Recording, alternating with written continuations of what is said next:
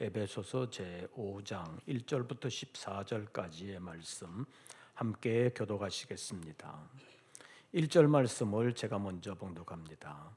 그러므로 사랑을 받는 자녀같이 너희는 하나님을 본받는 자가 되고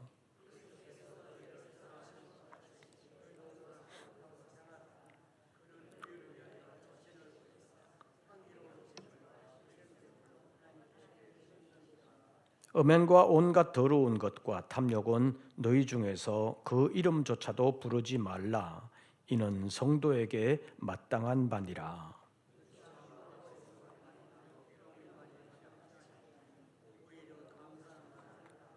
너희도 정녕 이것을 알거니와 음행하는 자나 더러운 자나 탐하는 자 곧 우상 숭배자는 다 그리스도와 하나님의 나라에서 기업을 얻지 못하리니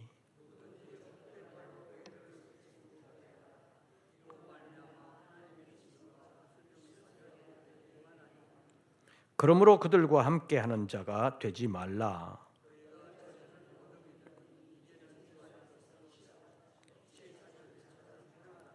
빛의 열매는 모든 착함과 의로움과 진실함에 있느니라. 너희는 열매 없는 어두움의 일에 참여하지 말고 도리어 책망하라. 그러나 책망을 받는 모든 것은 빛으로 말미암아 드러나나니 드러나는 것마다 빛이니라.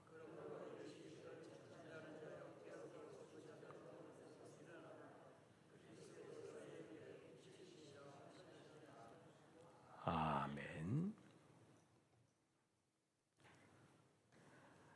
조금 전에도 말씀드린 것처럼 이제 봄이 되어서 만물은 잎사귀를 내면서 자신들의 살아있음을 나타내기 시작하게 될 것입니다. 오늘 본문 마지막 절 14절 말씀 보시지요. 그러므로 이르시기를 잠자는 자여 어떻게 하여 깨어서 죽은 자들 가운데서 어떻게 하라? 일어나라. 그리스도께서 너희에게 어떻게 하시리라? 비추이시리라. 이 말씀의 뜻은 여러 가지가 있겠지요.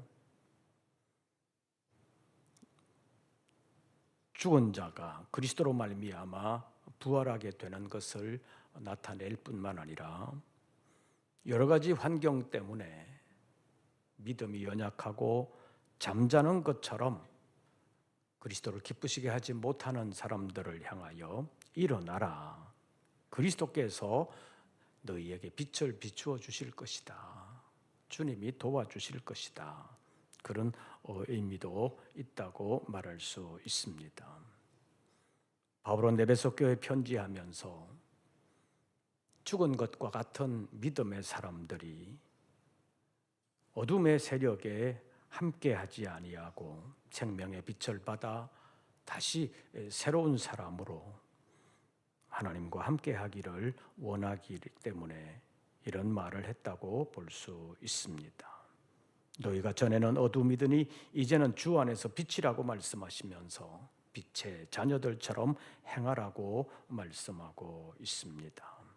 그래서 어둠의 자녀들과 같이 하지 아니하고 빛을 받은 사람으로서 새롭게 일어나기를 원하면서 오늘은 어둠과 함께 하는 자가 되지 말라는 제목으로 잠깐 말씀을 상고하겠습니다.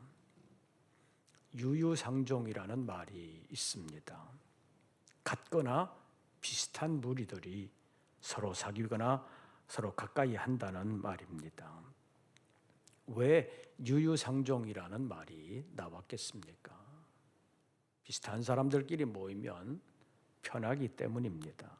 익숙한 것이 편하다고 말할 수 있습니다. 그래서 뭔가 달라지면 조금 불편한 때가 있습니다. 또 같은 성향의 사람들끼리 모이면 그 성향을 이해하기가 또 쉽다고도 말할 수 있습니다. 그러나 같거나 비슷한 사람들끼리 모이는 데 있어서 장점만 있는 것은 아닙니다.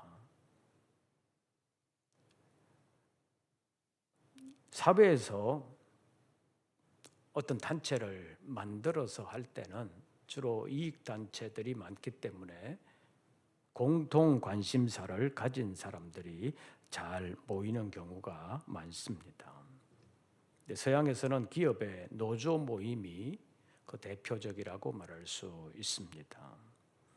서양에서는 산업의 발전 과정이 우리보다 훨씬 더 오래되었기 때문에 노동자들이 비슷한 환경 속에서 오래 살아오면서 서로의 공동 이익을 위해서 모인 것이 노조라고 말할 수 있습니다. 그래서 노조는 자기들의 처우 개선을 위해서 목소리를 같이 내면서 활동을 하고 있다고 볼 수 있습니다. 이런 과정에서 생긴 것이 같은 기업들끼리, 같은 산업들끼리 모이는 기업별 노조, 산업별 노조라고 말할 수 있습니다. 그런데 우리나라 노조, 특히 민노총 같은 노조는 한국노총과는 근본적으로 성격이 좀 다릅니다. 민노총은 처음부터 만들어질 때부터 그냥 노동자들의 처우 개선 이런 것이 목적이 아니었습니다. 민노총의 처음 만들어질 때 강령을 보면 첫 번째가 정치 세력화입니다. 정치 집단으로 처음부터 만들어졌다는 것입니다. 그래서 거의 모든 정치 집회는 민노총이 항상 참여하고 있는 것을 우리가 볼 수가 있습니다. 그리고 그 강령이나 그들의 노래가 있는데 그거 살펴보면 아주 섬뜩한 기분이 드는 구절들이 많이 있습니다. 그래서 그 사람들은 아예 정치 집단을 만들기 위해서 노조를 만들었기 때문에 거의 모든 정치 집회를 도맡아서 하고 있다고 볼 수 있습니다. 근데 여기도 비슷한 이념을 가진 사람들이 모였기 때문에 여기도 유유상종이라고 말할 수 있습니다. 그런데 비슷한 사람들끼리, 같은 사람들끼리 모인다고 해서 항상 좋은 것만은 아닌 것을 봅니다. 사람들이 끼리끼리 유유상종을 하게 되면 좋은 점도 있지만 단점도 만만치 않게 많다는 것입니다. 결혼을 예를 들어서 보면 성격이 똑같은 사람들이 결혼하는 게 좋아요? 다른 사람이 결혼하는 게 좋아요? 물론 사람들마다 다 다를 수는 있겠지만 비슷한 사람들끼리 결혼하면 비슷한 면을 이해한다는 면에서는 좋을 수 있죠. 그런데 비슷한 사람들끼리 만나면 늘 싸우는 경우가 많이 있습니다. 다 고만고만하고 비슷비슷하기 때문에 어떤 문제가 생겼을 때 그 문제를 제대로 해결하지 못하는 경우가 많다는 것입니다. 어떤 단점이 생겼을 때 그것을 제대로 보완해 주지 못하는 면이 있다고 볼 수 있습니다. 그래서 어떤 문제가 생겼을 때 새로운 차원의 해결책을 찾기 위해서는 전혀 다른 사람의 도움이 필요하다고 말할 수 있습니다. 그런데 비슷한 사람끼리 만나게 되면 전혀 다른 차원의 해결책이 나올 수가 없습니다. 그래서 유유상종으로 만나 결혼한 사람들 가운데 문제가 생겼을 때 그 문제를 해결하지 못하고 서로 큰 상처를 입는 경우를 종종 볼 수 있습니다. 그래서 결론적으로 말하면 편하다고 익숙한 일만 한다든지 아니면 유유상종으로 모이게 되면 장점이 없는 것은 아니지만 치명적인 단점이 생길 수 있다는 사실을 우리가 알아야 합니다. 그런데 이 유유상종을 오늘의 설교 제목과 관련해서 보면 빛과 어두움이 유유상종할 수 있냐? 안 된다는 것입니다. 본문 8절부터 11절까지의 말씀을 한번 보시죠. 8절부터 11절까지 우리 교독합니다. 8절 여러분들이 먼저 읽으십시오.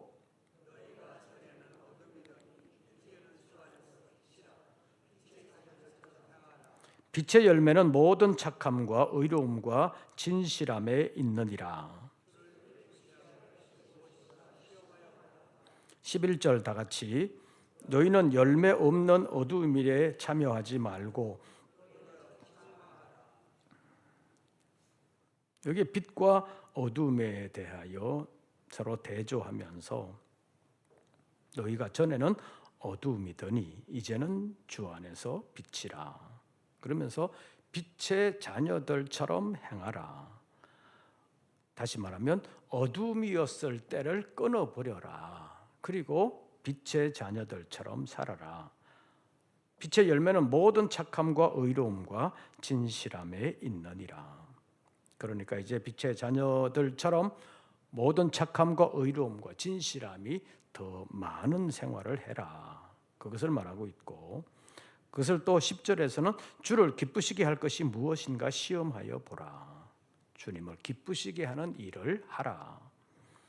11절에서는 열매 없는 어두움의 일에 참여하지 말고 도리어 책망하고 열매 있는 빛의 일에 참여하라. 이렇게 말씀하고 있습니다. 신앙의 세계에서는 빛과 어두움이 함께 할 수가 없다는 것입니다. 왜냐하면 어둠의 열매는 패망과 하나님의 진노로 나타나기 때문입니다. 그래서 가급적 어두움은 멀리해야 되고 또 멀리해야 복을 받는다고 말할 수 있습니다. 그래서 신앙적으로 본다면 빛과 어두움은 서로 상극이라고 말할 수 있습니다. 그래서 오늘 본문에서는 빛의 자녀들은 어두움의 사람들과 함께하는 자가 되지 말고 어두움의 일에는 참여하지 말라고 교훈하고 있습니다. 그래서 오늘은 어두움과 함께하는 자가 되지 말라는 제목으로 본문 말씀을 잠깐 상고하려고 합니다. 어두움과 함께하는 자가 되지 말라. 이것은 무슨 뜻이냐? 첫째로는 영원이라는 관점에서 복되고 아름다운 열매가 없는 일에는 참여하지 말아라. 그런 의미라고 볼 수 있습니다. 우리가 세상을 살면서 보면 모든 노력에는 나름의 열매가 있습니다. 공부하는 학생을 예로 들면 정말 열심히 공부하면 나름의 열매는 나타나게 되어 있습니다. 그래서 학생들이 정말로 열심히 공부하면 성적이 올라간다고 말할 수 있습니다. 성적이 많이 오르는 사람도 있고 적게 오르는 사람도 있지만 열심히 하면 안 할 때보다는 훨씬 낫다고 말할 수 있습니다. 나름의 열매는 있는 것입니다. 그러나 그 열매가 어떤 사람에게는 평생에 도움이 되는 열매가 될 수도 있지만 또 어떤 사람에게는 그 열매가 평생에 도움이 되는 것이 아니라 도리어 그를 이상한 방향으로 끌고 가거나 망치게 하는 일이 될 수도 있다는 것입니다. 학생을 예로 들었는데 학생이 예를 들어서 공부를 열심히 해가지고 성적이 아주 좋아졌다. 그랬을 때 그 성적이 좋아진 것이 그 사람에게 굉장히 좋은 일이 될 수도 있지만 반대의 일이 될 수도 있다는 것입니다. 왜냐하면 성적이 좋아졌다고 해서 다른 사람들을 무시하거나 교만한 사람이 되면 그 성적 올랐다는 것 때문에 그는 친구를 잃어버리게 되고 많은 면에서 손해가 된다고 말할 수 있습니다. 또 신앙적인 관점에서 봤을 때 성적이 올랐다고 하나님을 의지하지 아니하고 자기만을 의지한다거나 아니면 성적을 올린다고 주님을 찾지도 아니하고 세상 공부 거기에만 매달리게 된다면 신앙적인 관점으로 본다면 그에게 성적 향상은 도리어 큰 손해다라고 말할 수 있습니다.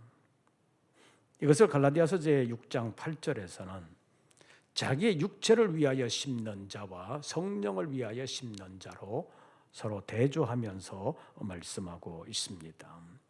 자기 육체를 위하여 심는 자도 열매를 거두고 성령을 위하여 심는 자도 열매를 거두기는 거두는데 육체를 위하여 심는 자는 썩어질 것을 거두고 이렇게 표현하고 있습니다. 아무리 열매를 많이 맺어도 다 썩어지고 마는 것이라는 표현입니다. 성령을 위하여 심는 자는 성령으로부터 영생을 거두리라. 이스라엘 백성들의 광야 생활에서 하나님께서 만나와 메추라기를 주셨지요. 그런데 그 만나를 주실 때 특징이 있었었지요. 처음에 이스라엘 백성들은 만나를 주실 때 그 만나에 욕심을 부렸던 적이 있지요. 나가서 만나를 거두면서 자기가 하루 먹을 것보다도 훨씬 더 많게 거두는 사람이 있었습니다. 그런데 먹는 거는 아무리 욕심 부려도 평소보다 몇 배 먹을 수가 없잖아요. 그래서 남는 것을 그 다음 날 보니까 다 썩고 없어지더라는 거죠. 썩어서 못 먹을 상황이 되더라는 것이 성경의 교훈입니다. 그러니까 욕심 부리지 말아라 그거잖아요. 요즘으로 말한다면 예수님의 기도에서 일용할 양식이 그 당시에 만나였는데 일용할 양식이 아니라 며칠 동안 먹으려고 욕심을 부려가지고 거두어 놨더니 다 썩어 없어지더라. 그것이 광야에서 보여준 교훈이라고 말할 수 있습니다. 그래서 모든 면에서 노력을 하면 노력의 열매는 있는데 그 열매가 썩는 것이냐 썩지 않는 것이냐 그것이 중요하다는 것입니다. 그래서 어떤 열매는 썩어 없어지는 것이고 어떤 열매는 영원한 것임을 밝히고 있습니다. 그래서 갈라디아서 6장 8절에서 자기 육체를 위하여 심는 자는 육체로부터 썩어질 것을 거두고 성령을 위하여 심는 자는 성령으로부터 영생을 거두리라는 이 말씀은 자기 육체의 유익만을 위하여 수고하는 모든 수고는 나름의 열매가 있기는 하지만 그것은 그를 영생으로 인도하지 못한다. 결국 다 썩어지고 헛되고 많은 것이라는 것을 교훈하고 있습니다. 그러나 성령을 위하여 심는 자는 썩어 없어지는 것이 아니라 아름다운 열매가 된다는 것을 영원한 생명과 함께 영원히 누리게 되는 복이 된다는 것을 말씀하고 있습니다. 그래서 우리가 어떤 일을 하면서 이 일이 우리의 육체만을 위한 일인가 아닌가 점검해야 된다고 말할 수 있습니다. 그래서 오늘 본문에서는 주를 기쁘시게 할 것이 무엇인가 시험하여 보라 이렇게 말씀하고 있는데 이 말씀을 직접적으로 말한다면 주님을 기쁘시게 하는 일을 하라. 주님 기쁘시게 하는 일을 하라. 이렇게 교훈하는 것이라고 말할 수 있습니다. 그러면 주님을 기쁘시게 하는 게 뭐냐? 우리의 가정생활, 직장생활, 학생들은 학교 이런 것을 다 접어놓고 교회에 나와서 살아라. 교회 생활만 해라. 그런 말이 아닙니다. 주님은 그런 삶을 기뻐하시는 것이 아닙니다. 예수님은 모든 제자들을 다 12제자처럼 부르지 않으셨습니다. 그 12제자도 예수님께서 3년 남짓 훈련시키기 위해서 계속 데리고 다니시면서 말씀을 전하시는 것을 듣게 하셨고 또 기적을 행하는 것을 보게 하셨습니다. 그리고 그들에게 말씀을 주셔서 그들로 하여금 천국 복음을 전하게 하셨습니다. 그러나 그 말씀을 듣는 모든 사람들이 예수님을 따라오라고 말씀하신 것이 아니었습니다. 대부분의 사람들은 각자의 일터에서 각자의 맡은 일들을 하면서 천국 백성이 되고 주님의 복음을 위하여 어떻게 살아가는 것이 주님을 기쁘시게 하는 삶인지를 찾고 그 직장에서 그 직업을 통해서 하나님 기뻐하시는 일들로 살라는 교훈이었습니다. 그러니까 우리가 가정생활을 하고 직장생활을 하고 사업을 하고 학생들은 공부를 하고 이런 일들을 하되 열심히 하고 또 이런 일들을 자기 육체만을 위한 수고로가 아니라 하나님의 영광을 위하여 함께 이루어가는 일들로 하라는 말입니다. 다시 말하면 가정생활의 목적도 학생들이 공부하는 목적도 직장인들이 직장생활을 하는 목적도 또 사업을 영위하는 목적도 그냥 열심히 돈 벌어서 잘 먹고 잘 살자 이것만이 목적이 아니라 하나님이 기뻐하시는 삶을 살아드리자 그런 목적을 가지고 살면 가정생활도 직장생활도 사업도 공부도 하나님을 기쁘시게 하는 삶이 될 수 있다는 것입니다. 그러니까 학생들은 학교에서 직장인들은 직장에서 또 사업하시는 분들은 사업장에서 만나는 사람들에게 그리스도의 향기가 되기 위하여 노력을 할 때 하나님은 그것을 기뻐하신다는 것을 우리에게 성경이 교훈하고 있습니다. 그래서 가정생활을 통해서 직장생활을 통해서 공부를 통해서 주님이 기뻐하시는 일들을 이루어 가자는 목적을 가지고 할 때 또 그 일들을 이루어 가면서 하나님이 기뻐하시는 방법으로 살아갈 때 하나님은 그를 통하여 영광을 받으시고 그에게 은혜를 베풀어 주시며 마침내 하나님의 나라에서는 그 일에 대하여 상을 주신다는 것이 성경의 교훈입니다. 그것을 반대로 표현하면 하나님을 마음 아프게 하는 일은 하지 말아라. 하나님을 기쁘시게 하는 일은 열심히 해라. 그런 말이라고 볼 수 있습니다.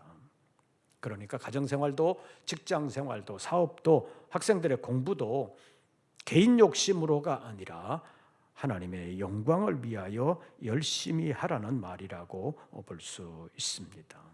그래서 오늘 본문을 통해서 우리는 무엇을 배우느냐 하면 어둠의 일에 참여하지 말고 어둠과 함께하는 사람이 되지 말라고 말씀했는데 왜 그래야 되느냐? 우리는 주님의 생명을 받은 사람이기 때문에 주님 영광을 드러내는 일을 열심히 해야 된다는 말입니다. 2절 말씀 보시죠. 제가 1절을 읽으면 여러분들이 2절을 읽어주시기를 바랍니다. 그러므로 사랑을 받는 자녀같이 너희는 하나님을 본받는 자가 되고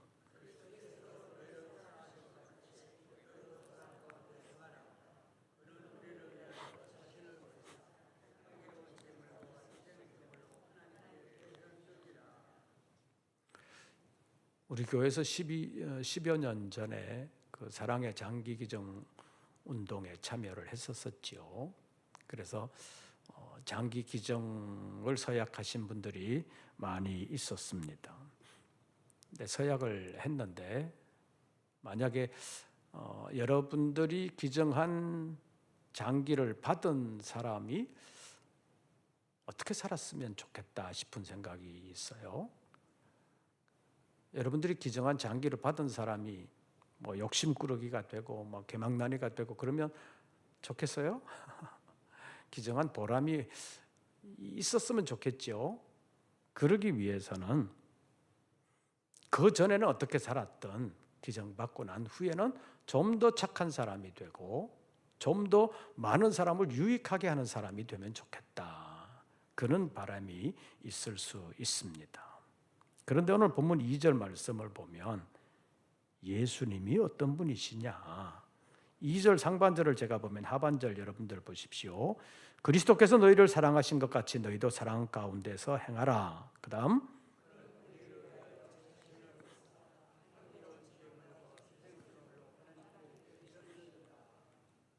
우리는 사랑의 장기 기증 운동에 참여해서 장기 기증을 약속을 했는데 어떤 장기를 기증 약속을 했냐? 우리 몸 전체를 기증하겠다고 서약한 사람은 제 생각에는 아마 없는 것 같습니다. 주로 각막 이런 거를 기증한다고 했는데 오늘 본문 2절 말씀을 보면 그리스도는 우리를 위하여 무엇을 버리사? 자신을 버리사 전체를 주셨다는 것입니다. 전체를 드리는데 어떻게 드렸느냐?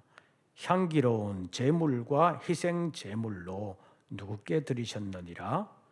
하나님께 드리셨느니라. 자신의 몸을 제물로 드리셨는데 향기로운 제물과 희생 제물로 하나님께 드리셨다. 이렇게 표현하고 있습니다.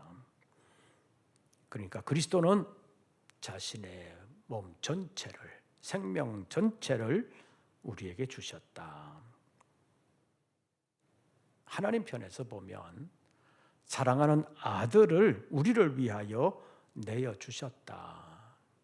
그러면 하나님이 우리는 어떤 사람이 되기를 원하시는가라고 생각해 볼 수 있습니다.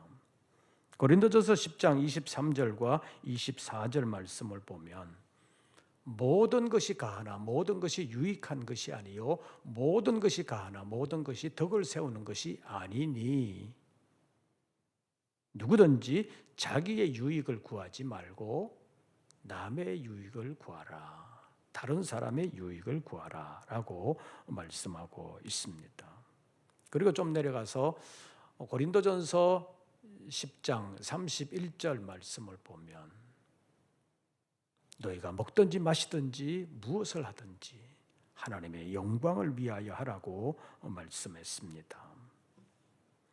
500여 년 전 종교개혁자들이 교황청의 목숨의 위협을 받으면서도 끝까지 지키기를 원하고 외쳤던 것이 있습니다. 다시 말하면 자기 목숨보다 귀하게 여겼던 것이 있었다는 말입니다.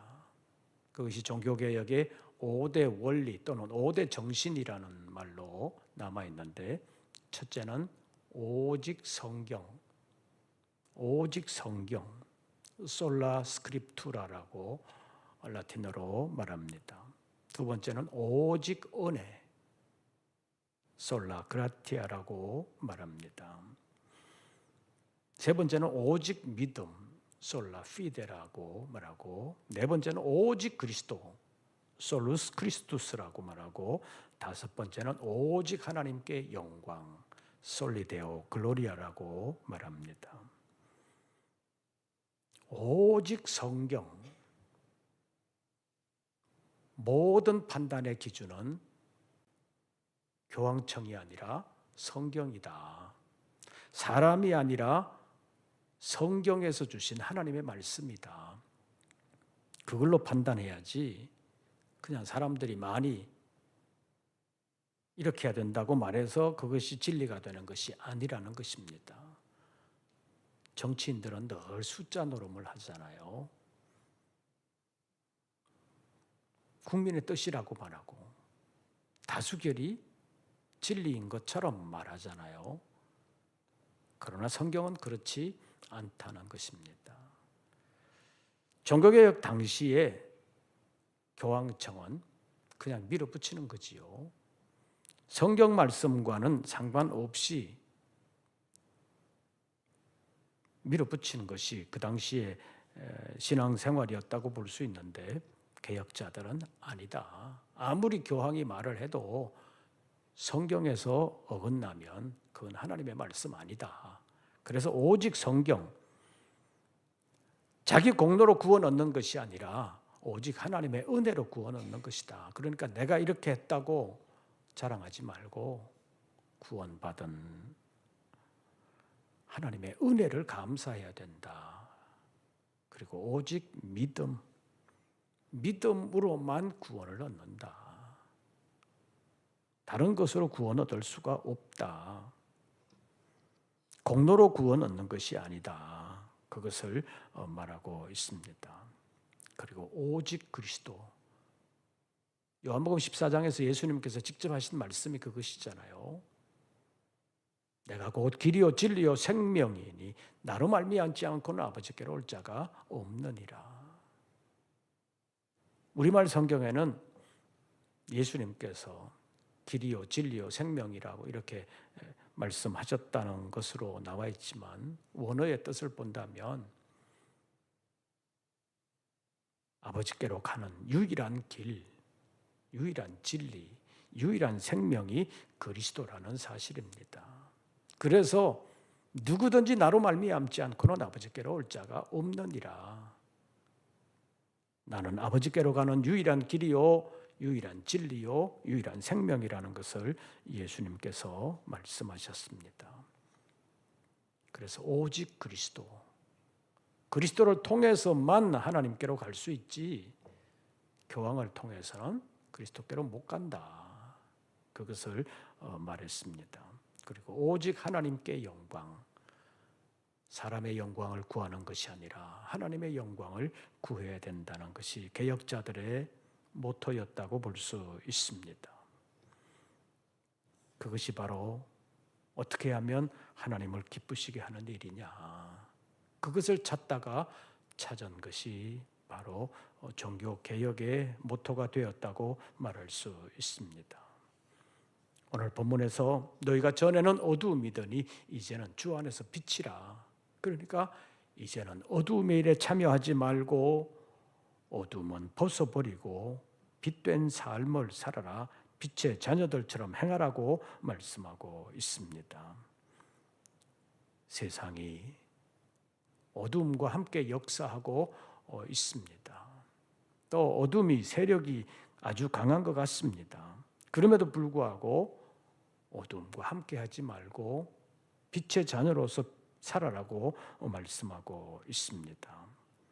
그래서 점점 어쩌면 어두워가는 세상이지만 그럼에도 불구하고 믿음을 가진 사람들은 어둠과 함께 하지 말고 어둠을 이기고 빛으로서의 삶을 아름답게 살라고 말씀하고 있습니다. 본문 8절부터 11절까지의 말씀 다시 한 번 더 교독하면서 우리가 어떻게 살아야 되는지를 다시 한 번 더 생각해 보겠습니다. 너희가 전에는 어두움이더니 이제는 주 안에서 빛이라. 빛의 자녀들처럼 행하라.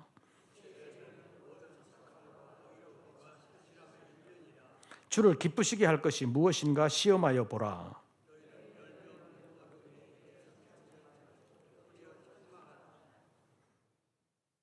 어둠과 함께하는 자가 되지 말고 전에는 어둠이었었지만 이제는 주 안에서 빛이라고 말씀하시면서 빛의 자녀들처럼 행하라고 했는데 빛의 자녀들처럼 행하는 것이 어떤 것이냐? 9절 빛의 열매는 첫째 모든 착함과. 그러니까 빛의 자녀들처럼 살려면 어떻게 살아야 돼요? 더욱더 착하게 살아야 된다는 것입니다. 두 번째 의로움과 의롭게 살아야 된다는 거지요. 그러니까 많은 사람들이 가는 길로가 아니라 이것이 의로운 것인가 아닌가를 분별을 해야 된다는 것입니다. 세 번째, 진실함에 있느니라. 그래서 어둠의 일을 벗어버리고 어둠과 함께하는 자가 되지 말고 빛의 자녀들처럼 살아가려면 더욱더 착하게 살아야 되고 더 의롭게 살아야 되고 더욱더 진실하게 살아야 된다는 것을 말씀하고 있습니다. 그래서 주님을 기쁘시게 하는 것이 무엇인가? 그것을 찾아가면서 주님을 기쁘시게 하지 아니하는 것은 벗어버리고 점점 더 그 어두움으로부터 벗어나서 어두움을 멀리하면서 주님 앞에서 살아야 된다는 것을 말씀하고 있습니다.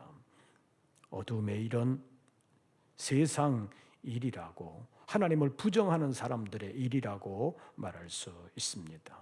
오늘 본문에서는 음행과 온갖 더러운 것과 탐욕 곧 우상 숭배라고 말씀하고 있습니다. 신약 성경에서의 우상 숭배는 구약 성경의 우상 숭배의 차원을 조금 더 넘어서고 있습니다. 구약 성경에서는 하나님 아닌 다른 우상을 만들어서 섬기는 것, 그것을 우상 숭배라고 했지만 신약에서는 하나님보다 더 사랑하는 것, 그것이 돈이든 아니면 세상 다른 것이든 간에 하나님보다 더 사랑하는 것을 우상 숭배라고 표현하고 있습니다. 그래서 오늘 본문에는 탐욕, 탐심이라고 말하고 있습니다. 5절 말씀 보시지요. 너희도 정녕 이것을 알거니와 음행하는 자나 더러운 자나 뭐하는 자? 탐하는 자, 곧 우상 숭배자는, 탐하는 자를 우상 숭배하는 자라고 말하고 있습니다. 하나님보다 더 사랑하는 것, 그것이 탐하는 자인데 그것이 바로 우상 숭배자라고 말씀하고 있습니다. 그래서 이런 사람들은 다 그리스도와 하나님의 나라에서 기업을 얻지 못한다. 하나님의 나라를 유업으로 받지 못한다는 것을 말씀하고 있습니다. 지금 우리나라에서도 그렇고 세계적으로도 보면 어두움이 더 강한 것 같습니다. 그럼에도 불구하고 어두움을 따라가지 말고 어두움의 일은 아무리 따라가도 열매가 없다라는 것을 분명하게 말씀하고 있습니다. 11절 보시죠. 너희는 뭐 없는 열매 없는 어두움의 일에 참여하지 말고 도리어 책망하라. 어두움의 일은 열매가 없다는 것입니다. 하나님을 떠나 세상 욕심으로 살아가는 모든 일에는 열매가 없다는 것입니다. 세상 열매는 있을 수 있지만 하나님 앞에서의 열매는 없다는 것입니다. 그래서 어두움과 함께하는 자가 되지 말고 어두움의 일에 참여하지 말고 빛의 자녀로서 빛을 받은 사람으로서 그리스도의 생명을 받은 사람으로서 하나님을 기쁘시게 할 것이 무엇인지 시험하여 보고 하나님을 기쁘시게 하는 일로 아름답게 이루어가면서 우리가 하는 모든 일이 나만의 욕심을 위한 일이 아니라 주님을 기쁘시게 하는 일이 되고, 그래서 그 수고를 통해서 내가 복될 뿐만 아니라 하나님의 나라에서 상을 받을 수 있는 우리 모든 권속들 되시기를 주의 이름으로 축원합니다. 기도하겠습니다. 찬송 부르시고 기도하겠습니다. 찬송가